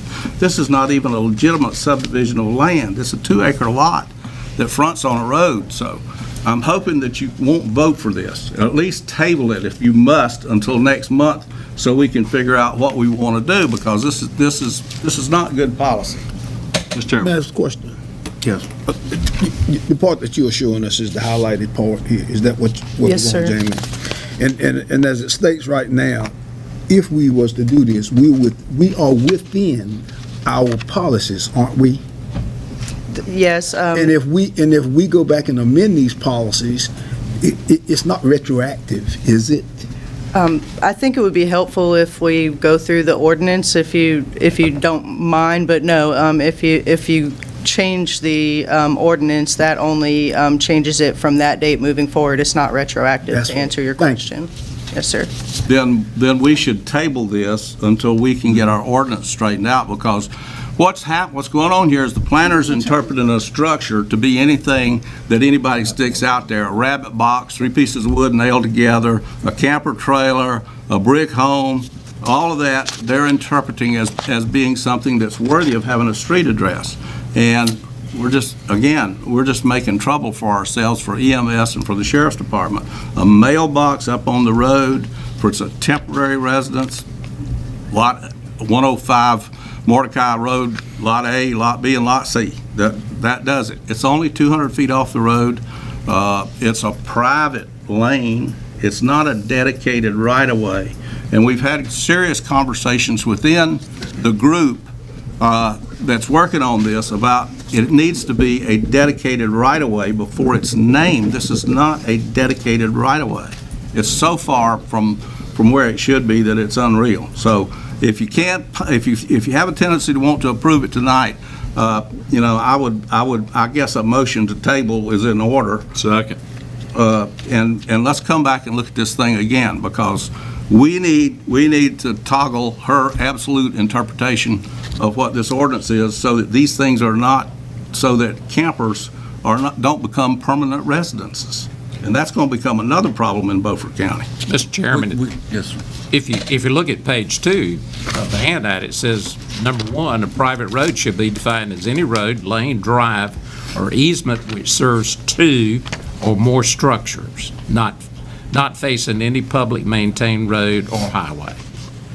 And if I may say, the planning department is glad to enforce this ordinance anyway. The board interprets it and sees that it needs to be enforced. This is our interpretation of it, and it's how it has been interpreted even prior to Mideast taking over. But I think it would be helpful if we can at least read through the parts of the addressing ordinance together that apply to this, and then maybe that will help you to make your decision on that. Well, let me say this before you read, Mr. Chairman. There are several camper parks in Beaufort County using the interpretation that they want to use on this that are complete and total disasters insofar as addressing We have people living there year-round. There's all kinds of things going on. So the word structure is the key word in all of this. What is a structure? 3 pieces of wood nailed together is a structure. Okay, there's a motion on the floor, and it's a second. Yeah, a slight bit of discussion here. Dan, Yeah. Yes. slow it down if you can. Yeah, keep it short. We're ready to vote. Yeah, no, but we always have a discussion period. Go ahead. Okay. The way I see it, years ago, when we enacted the subdivision ordinance, I remember Commissioner Richardson, you were on the board, I was on the board. We didn't want the subdivision ordinance, but we both used our talents to help craft as good a subdivision ordinance as was possible at that time. One of the things I see bleeding in here, and I may be wrong, you could probably correct me, but when you take one piece of property with one septic system, and you say, we're going to put another structure on this septic system, I think you've got a problem unless you get the environmental health to approve the extra bedrooms. Then you've still got another problem in that you're going to have to separate the utilities. You have to have a separate water meter, and you're going to have separate boxes for your electricity. Now, I guess that's the purpose for taking one piece of property and putting two structures, 2 residences, so that this complies. Because when I read this, this page over here, private road shall be defined as any road, lane, drive, or easement, which are 2 or more structures. To me, to serve 2 structures, those structures have got to be viable for some purpose, right? I mean, we're not talking about a chicken coop, we're talking about a place where people live. Am I not right?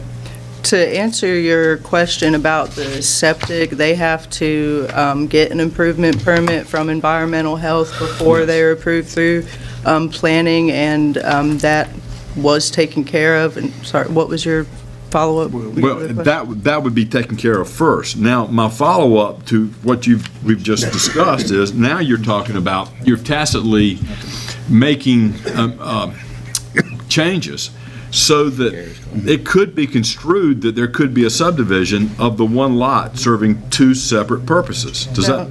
There's no subdivision occurring here. They applied through the mobile home and travel trailer park ordinance, which would allow with the site plan for multiple on one lot through that mobile home and travel trailer park ordinance. So there was no subdivision in this case. It's an existing lot that they're wanting to set up a minor travel trailer park on, and their site plans are in compliance with the travel trailer park ordinance. But this is more of a broad declaration here discussing that it's for any 2 or more structures. It doesn't mention trailer park or... This is not from the travel trailer park ordinance. This is from the addressing ordinance. Addressing ordinance. Yes, sir. This gives you part power to do part of this. Am I not right? The addressing ordinance covers addressing, whether it's a mobile home park or a travel trailer park or a single-family house.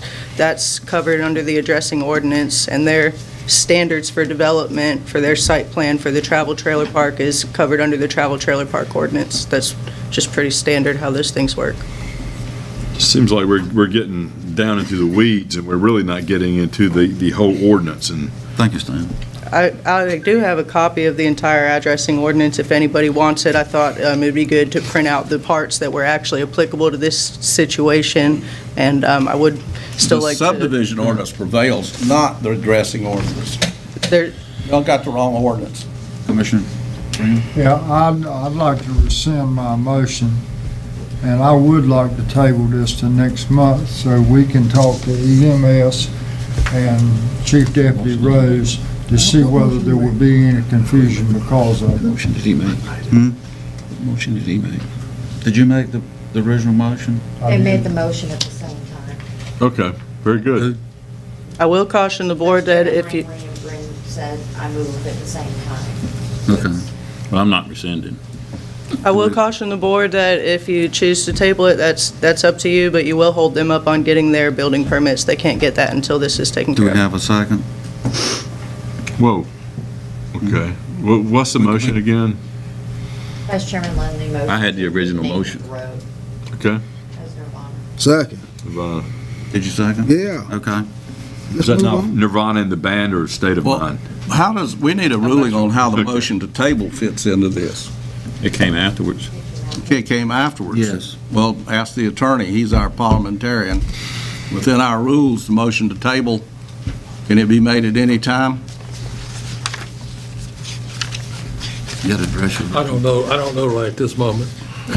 Again, we should table this because this is not a good deal. Question. Okay. Did you say question? Well, if we're gonna vote, then I wanna know what I'm voting on. We're voting on, To approve the name. yes, To make that into a street. is that correct? Yes, that is the item for decision, yes. Okay, then all those in favor, raise your right hand. All those opposed? Name the street. Name the street. And item number 2 under items for decision was the petition to name a private road, Trejo Road, in the Chocowinity Township. We do need to pull that one until next month. The applicant did not get all the signatures on their petition in time. We wanted to go ahead and have the public hearing, so we did not have to have the expense to re-advertise that, but would like to pull that until next month, and I'm not sure if we need a motion for that or not. No. Is that Trejo Road or Danny Trejo Road? Trejo Road. Okay, very good. And item number 3 is text amendment to the subdivision ordinance. You should have an agenda abstract in your packet for that.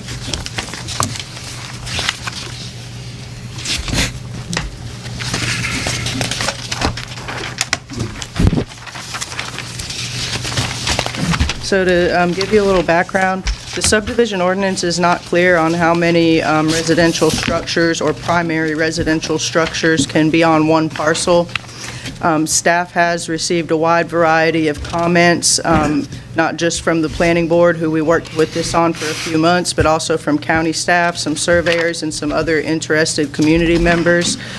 To sum those comments up, there is a wide range of opinion on this issue. Some people feel like it should only be 1 per lot. Some people feel like it should be 2 in certain circumstances with a plan review. Some people feel like it should be 2 without those regulations. I'm providing the board with 2 options to review tonight. The first option would allow 2 residences per lot in certain circumstances with a plan review to go to the planning department to approve those. This is the option that was unanimously recommended by the planning board. The second option would only allow 1 primary residence per lot, and that is much more common when looking at the subdivision regulations of other counties in the state, which is why I did want to provide that other option to you. So again, the recommendation from the planning board, they unanimously recommended approval of the proposed text amendment, which allows 2 residences per lot in certain circumstances. And I'm going to review both of those with you, and I will say from the planning department perspective, we feel comfortable enforcing either of these. Really just need some guidance and direction from the board since the ordinance is really not clear on this topic. I think I was conflating these 2 issues, I'm sorry. Oh, that's okay. Okay. I'm ready for this one. Okay. I make a motion that the board approve option 2. Second. Question, discussion? The comment I would have is that option 2 allows the lender to have a more perfected lien. When you start having 2 different dwellings on the same piece of property, and it's not the same person, when they get ready to get financing and get all the permits, it's a real disaster, and sometimes it keeps them from being able to do that. So option 2, I think, clarifies that and helps with the financing. Discussion? And vote. All those in favor? All opposed? Yeah. Thank you. Thank you. Sorry. You good? I'm gonna take a short break. Yeah, no,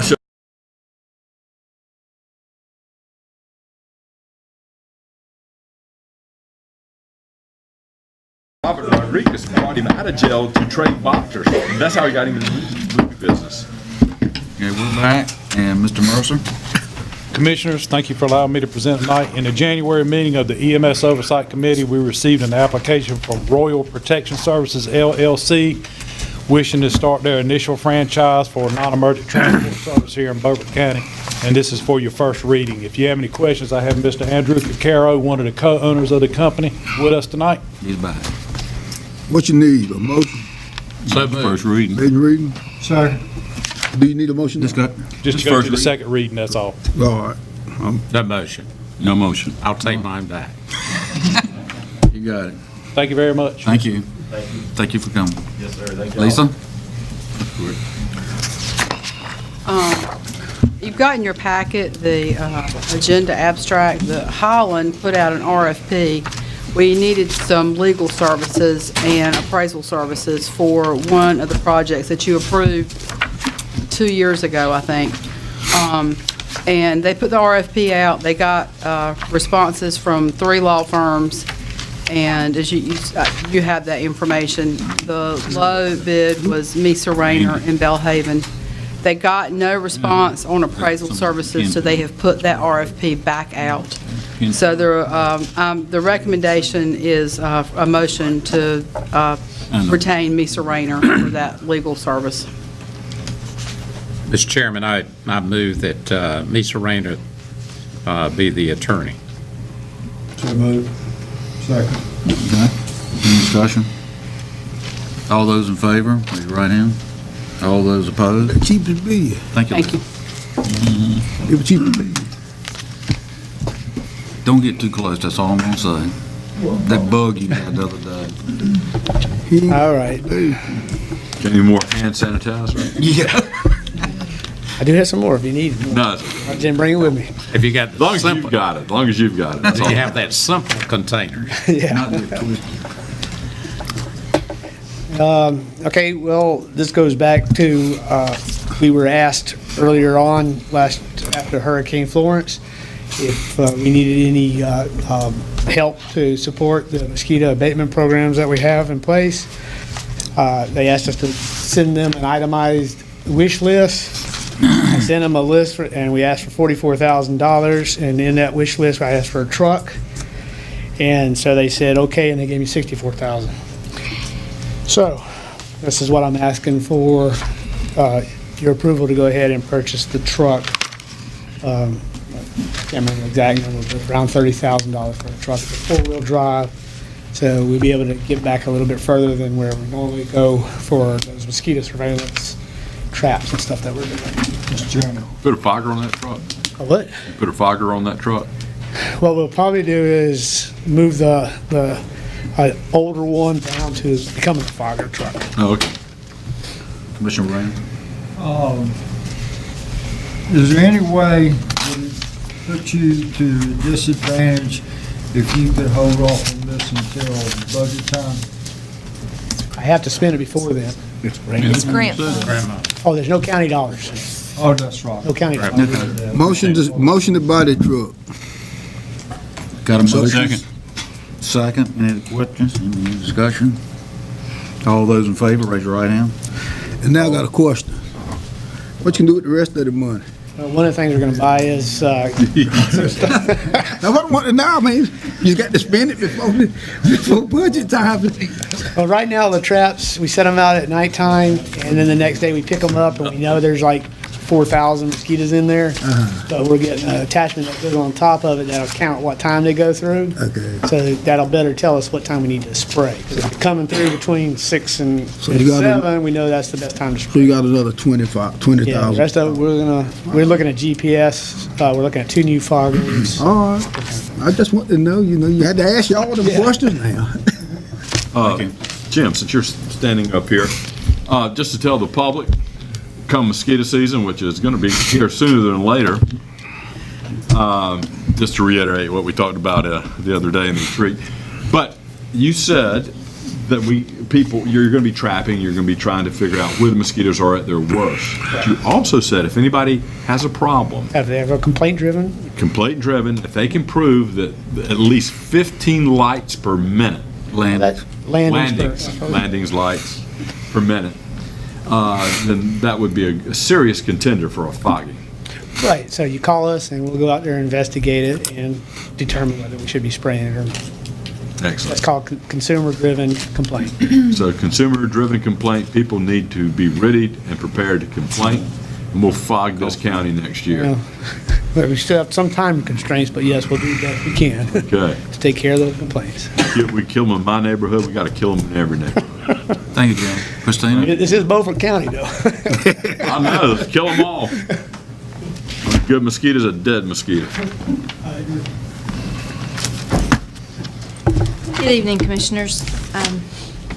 As you'll see in your agenda books, I come before you tonight with information regarding the Community Waste Reduction and Recycling Grant Program. This is a program that's run by one of the divisions of the Department of Environmental Quality through the state.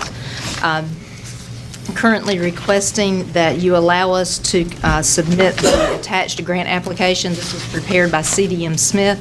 It is referencing the remodel, expansion, whichever term you'd like to use, of the Ransomville convenience site.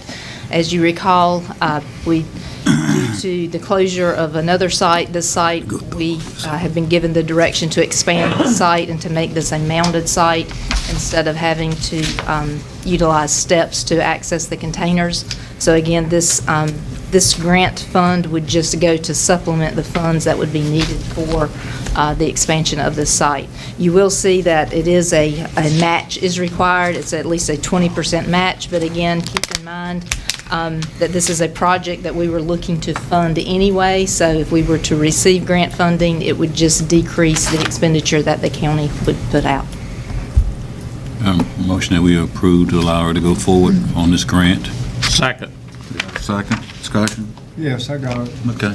I'm going to vote for this, but is there going to be any oversight on how this project is going to be handled? Because I know that people are recycling and it goes in the same trash truck. I've seen it happen. This goes back to also, we've heard this a lot tonight, a discussion that was had at the budget workshop, and I will, excuse me, budget retreat, and I will say the same thing that I said before. Beaufort County is contracted with a company to transport the recyclable containers to a recycling facility. And that is what is supposed to be done. And again, this project is to improve the amount of recycling that can be done so that it allows people to be able to drive up a mounded site and with ease dispose of their recyclables in the appropriate container. Any other question? All right, all those in favor, raise your right hand. All those opposed? Thank you. Mr. Richardson. Oh, which item is it? Health insurance bids. Oh, yeah. At the last commissioners meeting, well, let me give about 2 minutes of background. Dale Falwell, the state treasurer, has a terrible fight going on trying to bring efficiency and reduce cost in the state medical plan. Beaufort County, all 390 of our employees are in the state medical plan, so if Falwell manages to reduce cost, we reduce cost. It saves us money. The commissioners, to my chagrin at the last meeting, decided that they were not going to support a resolution to support Dale Falwell, the state treasurer. And I might tell you that there are other organizations that have already done resolutions supporting Dale Falwell. So if the commissioners don't want to see the cost of health care that we're paying for our employees reduced, I think it's time for us to go out and see what the market proposes insofar as competition for the state medical plan. And that's my motion. My motion is that as a part of our budget process that we bring in 3 bids from companies, entities, whatever you want to call them now, to provide us with the equivalent care policy to what we have now. I second Brian? that, just to see where it goes. Brian, do you have any comment on that? Yes, sir. We actually had our Now, this is going to sound weird. We had our HR department reach out to the state health plan, talked to Mr. Howard Michael, who's a manager with the state health plan, and he referenced them to General Assembly Session 2015, General Statute 135-4847, which says a local government who's participating in the state health plan cannot revoke its participation in the plan. Specifically, it reads, local governments participating in the plan as of April 1, 2016 may elect to withdraw from the participating in the plan effective January 1 of 2017. Notice of withdrawal must be given by the local government to the plan no later than September 15th of 2016. Now, I mean, what I take from that, what he says is, you're in it, you can't get out of it. What I do know, and maybe that's just an argument, I don't know, but that's what he says, and I would let the county attorney take a stab at that. I do know that the plan is capped for local governments at 16,000 members, and it is at that cap. So if you were to get out, if you could get out, you would never be able to get back in. And just for some information, for the last 6 years, there has been an average increase in the state health plan of 2.6%. That's good. 2.6, Brian? On average per year, 2.6%. They also implemented in 2018 where employees start to pay $25 a month on the 70/30 plan, $85 if you're a smoker. So they've differentiated out and said if you're a non-smoker, you pay a cheaper rate. If you're a smoker and you choose not to stop smoking, then you pay a higher rate. That was one of the Treasurer's initiatives. And then for the 80/20 plan, they pay $50 a month, or $110 if you're a smoker. The other information I pulled from Kiplinger said that for the 6 straight years, there's been a 5% increase in employer health coverage in the overall market. So we will. I just bring that information to you for your consideration. I don't. Let me do this. Say this. Number one, the state medical plan is in the hole. So whatever the percentage increases that we are doing is a whole lot less than what we're paying.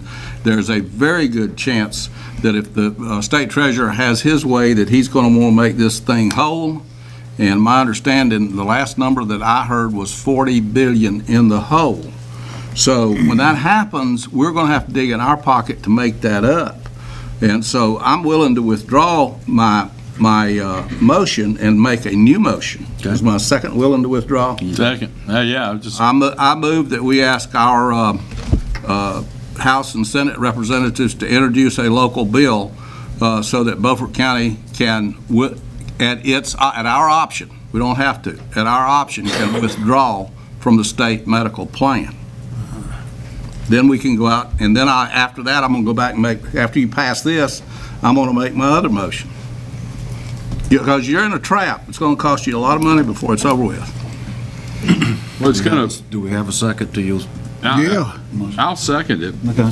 But let me just say this: the health insurance problem we have right now is one that needs to be corrected, and you've got a treasurer in North Carolina that's doing everything he can within his power to understand what the problem is, and then hopefully it can be corrected from there.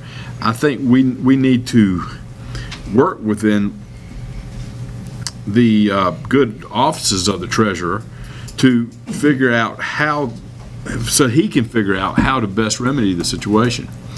The problem is health insurance after Obamacare has gone through the roof. It would probably cost the plan we got right now somewhere between $15,000 and $20,000 a year per person or per family, and I don't think that's tenable. I really don't. So I mean, I would be more than glad to seek all options, but I don't want to move in a haphazard manner into any direction where our employees would be jeopardized. Well, it's You said something made sense. It's not a haphazard manner if we ask our representatives to introduce the local bill at our option. See, I get what Hood's saying. This is just an option thing where we've got that in our hip pocket. But we're going to spend a lot of money if we're not careful. Yeah, well, we need to have options, and really, it would probably be wise that every local government have that same option, and know what the market will bear. Commissioner Brown? I'm going to ask Brian a question, but in my opinion, I've seen group insurance that is a lot less than what private insurance is. My question to you is, what we're paying now, could the private firm match that? I can't answer that question. What I will say to you is that I have worked in local governments that have been, this is actually, well, when I worked for the state of North Carolina, I was under the state health plan. Every other entity I've been with before coming to Beaufort County had their own insurance plan. City of Washington has their own insurance plan. County of Granville had their own insurance plan. Smart guy. In that, you're dealing with a pool, and that pool is made up of your employees and your employees only. According to the state health plan, they have over 720,000 members in their pool.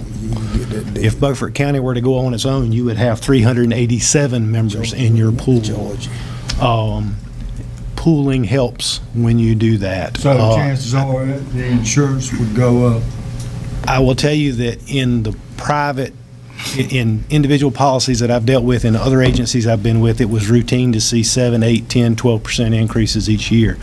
Health insurance is going out the roof, and the way to protect yourself on that, I think, is to pool with others and minimize those risks, and I think the state health plan does that.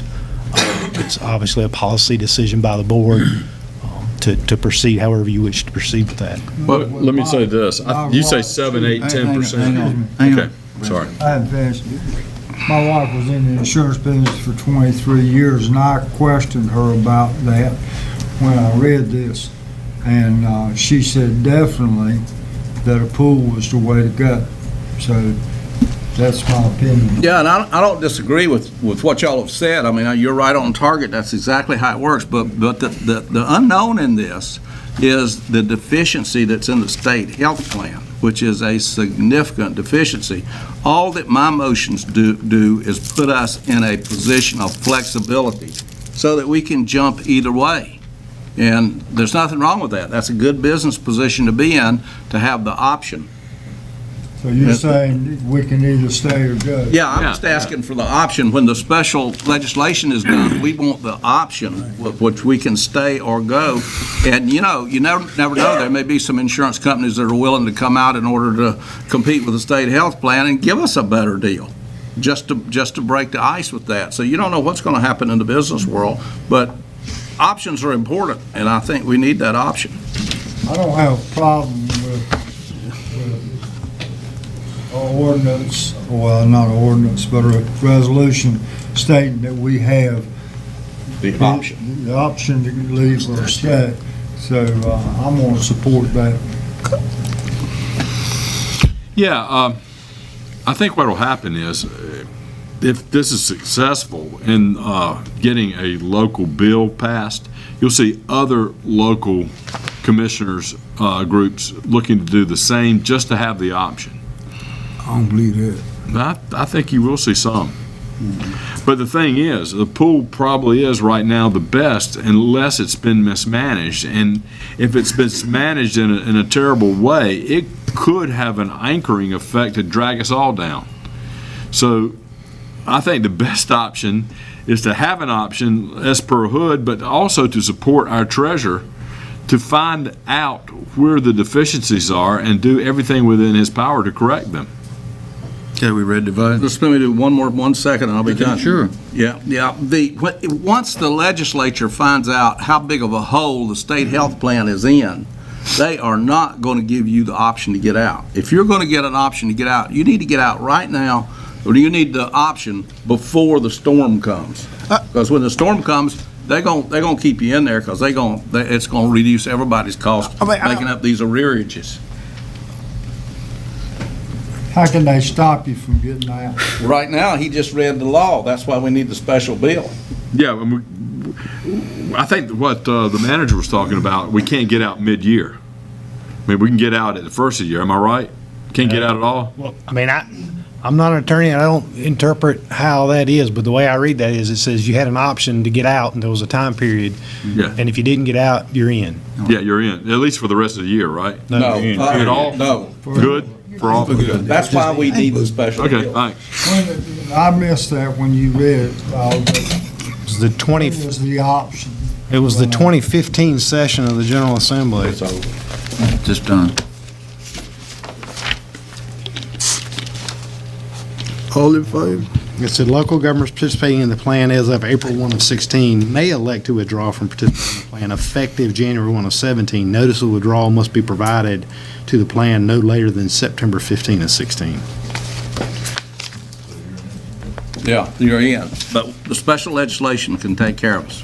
Why would they pass a special bill allowing us to get out if they're in the hole? Because they need participants. They don't know they're in the The hole. bill forces you to stay in, Frankie. Hood said they don't know they're They in the won't hole. let you out. He's quoting $40 billion. Where did he get his information from? I got it from the 3rd District Republican Convention meeting last Saturday, which did a resolution supporting Dale Falwell to reduce the cost. Call the question. That's where I got it from. Well, why weren't you there? I've been involved where you end a group and you decide to get out. And what happens is you get 3 people that'll come in and they'll bid on it, and then 3 years later, nobody wants you. So then you can't go back to the group. That's the risk to the employees here in the county. Yeah, but we're just talking about options right now. Okay. That's all we're talking about, is getting ourselves in a flexible position to save ourselves some money. All right, we're ready to vote. All those in favor of Hood's option of getting out? No, going to. I'm sorry. The option to get out, should we need to. get out. Yeah. Special local bill. As a special local A bill. local bill for an option to get out if we want to. All those to join Hood's, let's do it later on. All those opposed? Okay, Hood, Sheriff Department. Okay, we're back to the Sheriff's Department. You know, Commissioner Richardson would like a motion to reduce the Sheriff's Office budget during the year 2019-20 fiscal year. He would also like the manager to present comparable costs from other counties during the budget presentation. Now, I know what the manager's going to say, and that is, well, the board voted that they didn't want that information, not to do the 10-county study of comparables. But I don't think that keeps him from showing us what a comparable county or two would is what the Sheriff's Department is costing. So I make that as a motion. Would you restate that, Hood, motion? The motion is for the manager to present some comparable cost for operating sheriff's departments in some comparable counties when he does the budget. All right. In other words, to seek efficiencies. Well, so we can see what it is costing. Yeah. See what other people. To seek comparable efficiencies. Yes. Comparable. Is there a second? I'll second it. Nobody else will. Wait, hold on. Ed, would you like to second it? No, I'm not going to second it. Okay. Sheriff thought I ain't going to second I didn't want to jump in and steal your fire. it. You go ahead, grandstand. Did you second it? I did, but I thought maybe you would. And I'm going to tell you something else that's going to shock you. I'm not going to vote for this motion because you can't. You're kidding me. Wait a minute. Let me tell you my reason why. You can't compare our sheriff's department with one our size, because name another sheriff's department that's got a raggedy jail like we got. Name about half of them in the state, Ed. That's right. And name another sheriff department that's sending 50% of their inmates to other entities. Name another department that's doing that. So if you can get those numbers together, then I would consider voting for that. It's all in the parsing of the numbers, Ed. All righty, I got you. That's all I got to say, Mr. Chairman. Okay. The only thing I would recommend to everybody, just keep in mind our sheriff department is pretty unique in the fact of naming how many counties out of 100 is divided by a river.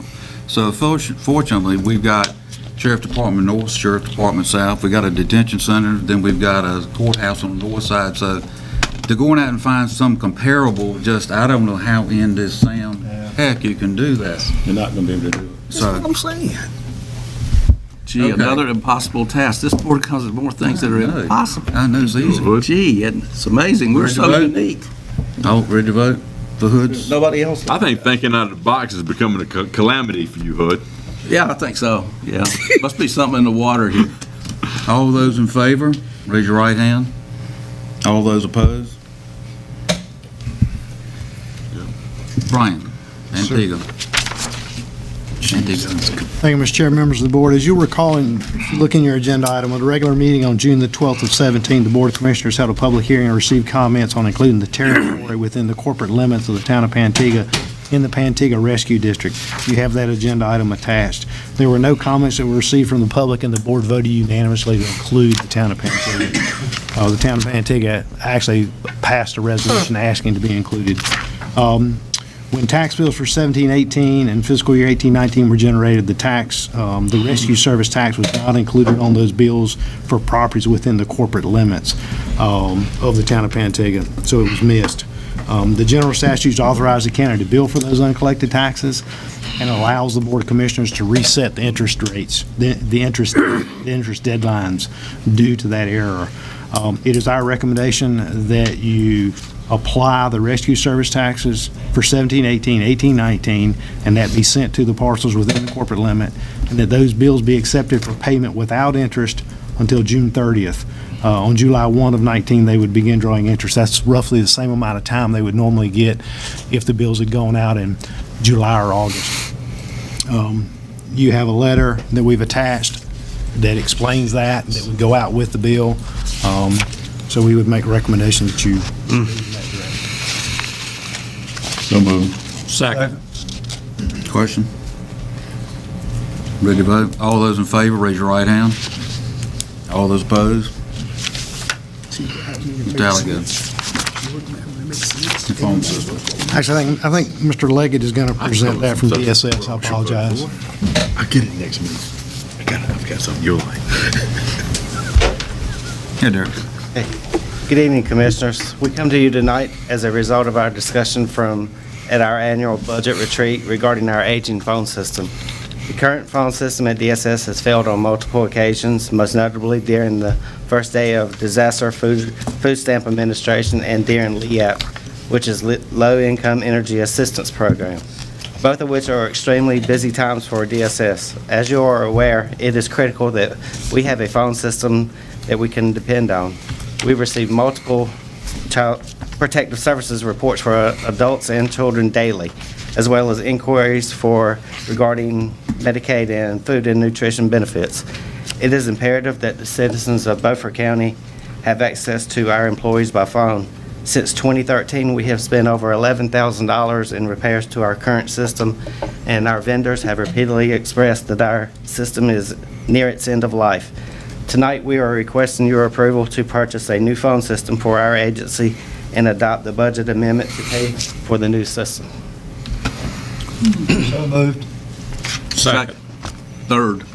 Now, is this Discussion? yes, is this phone system going to piggyback with the phone system we discussed at the December meeting, I do believe, that I was very clueless of? It is the same phone system. It is, and so there'll be a certain cost efficiency spread to them as well. Yes, and just for the board's perspective, we want to make sure you're clear, this is a sole source purchase under General Statute 143, 129E6, with the reasoning being standardization and compatibility as the overriding consideration. The general statutes allow you to do that because you have existing phone systems in the county, not just here, but at other places that are compatible with this.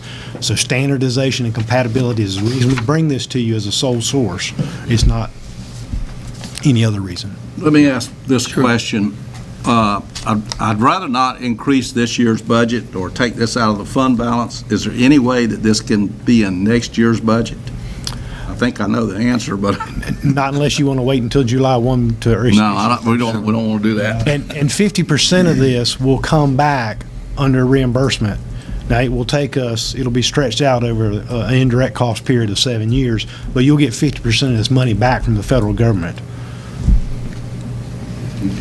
Okay, all those in favor of the phone system upgrade, raise your right hand. All those opposed? Thank you. Thank you, Darren. County Manager. Thank you, Mr. Chairman, members of the board. You have in front of you a contract amendment from Young Williams. Young Williams provides the child support services to the county. That was under a multi-year contract. That contract ends June 30th of 2020. There have been recent changes in operations and compliance that require some changes to that contract. The changes include the non-renewal of a contract with the Sheriff's Office for a deputy that was serving papers for them. Young Williams had a contract directly with the Sheriff's Office to do that. They've changed and let that contract expire, and instead of having an individual deputy, they're going to use the general service method where they just pay $30 and it goes to the Sheriff's Office and they serve it. So those costs were being reimbursed under your contract, so it reduces that cost, as well as there's some changes from the IRS regarding federal and local background checks and the use of two-factor authentication for computer access under child support, the databases they have access to. So overall, you'll see the changes to the contract reduce the cost to the county in this fiscal year by $53,600, and then in next fiscal year, which is the last year of the contract, it would reduce the cost to the county by $107,200. So we would recommend your approval on that. So moved. Second. Any questions? Discussion? All those in favor, raise your right hand. All those opposed?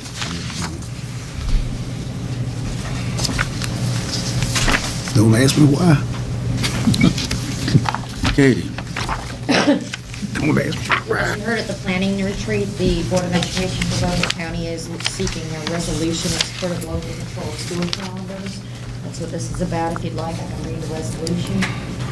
Basically, it's asking for local control of school calendars. So moved. Second. Discussion? All those in favor? All opposed? Children working in backward now. Katie, will you read us in the closed session, please? Motion to go into closed session is needed under North Carolina General Statute 143-318-11A3 to consult with an attorney. I bring this stuff up. You go ahead and second my motion and vote the way I do. I can go a lot faster. I'll talk less. I For promise. discussion of existing litigation, Larry versus Board of Commissioners. Move we go into closed session. Second. All those in favor? Bye, everybody.